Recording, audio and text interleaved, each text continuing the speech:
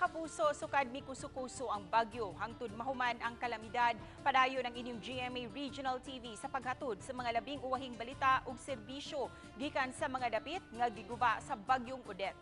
Naa sa nagkalain-laing parte sa Visayas ug Mindanao ang tibuok pwersa sa GMA Regional TV aron tubagon ang mga isyu o problema nga gusto ninyong ipadangat. Mamahimo usab kamong magpadala og mensahe ug mukuha sa labing uwahing updates sa mga social media accounts sa GMA Regional TV.